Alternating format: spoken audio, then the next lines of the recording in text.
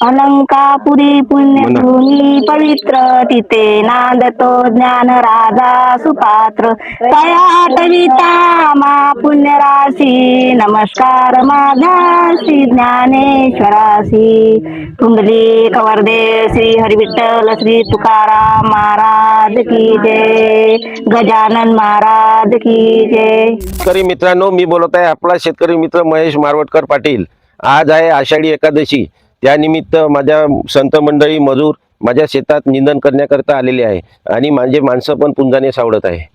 आणि आषाढी एकादशीच्या निमित्त मी आज त्यांच्यासाठी फराई चिवडा आणि चहा त्यांच्या सेवेसाठी आणलेला आहे।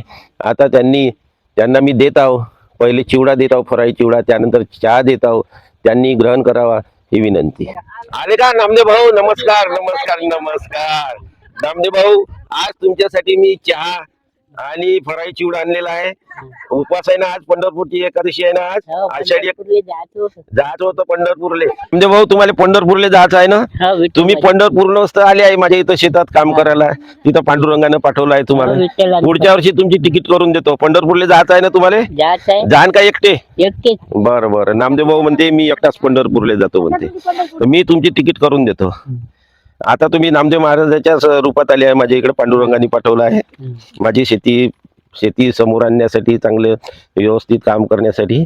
धन्यवाद नामदेव भाऊ। मी आता फराई चिवडा देत आहे, आज उपवास आहे आषाढी एकादशीचा। घ्या वहिनी, घ्या आजी, घ्या मामी,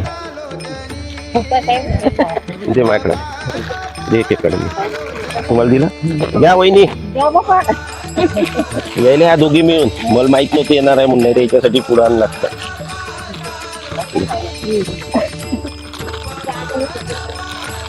घे मग आता, अजून पुढे आहे का त्याच्यात? आहे बरं,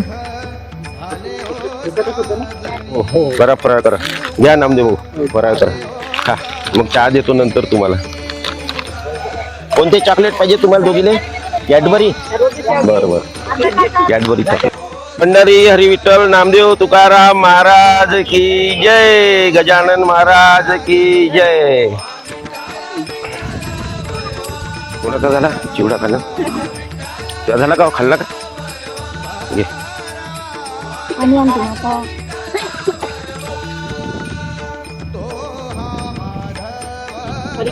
त्या भावानं बनवलायच्या।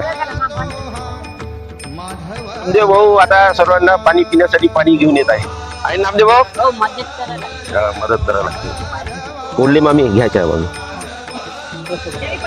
चांगला बनला बाशी पिऊन तर पहा पहिले। घ्या नामदेव भाऊ चहा घ्या, तुम्हाला दिला बघा। मी जशी निमित्त तुम्हाला फराळ पाणी दिला, चहा दिला, कसा का वाटला चहा माझ्या हातचा तुम्हाला? आणि सर्वांनी फराळ केला, चहा घेतला, आता सर्व सुट्टी दिली, आता घरी जाणार आणि आज एकादशीचा उपवास असल्यामुळे ते आराम पण करणार आहे ना मामी? सम्राट आता खात आहे। ठीक आहे, धन्यवाद मित्रांनो। झाले का नामदेव भाऊ पुंजाने सावडणं पूर्ण? अर्ध्यापर्यंत आले, कुठपर्यंत आले? आपल्या झाडापर्यंत आले। आता किती राहिले? पुन्हा उद्या आता ते गुंजाने तिकडले राहिलेले सावडून घेतो वराटीतले, आणि मग आपले तुरीचे तास आहे ना, तुरीच्या तासाचं निंदाला लावलाय बायले। आता ते मागचे पुंजाने घ्यायचे, त्या धुऱ्यावर टाकायचे आणून, तिकडल्या धुऱ्यावर। नाही तर त्या खोडा आहे ना तिकडे, तो धुरा त्या कोणत्यावर टाकायचे, हे इकडल्या कोणत्यावर।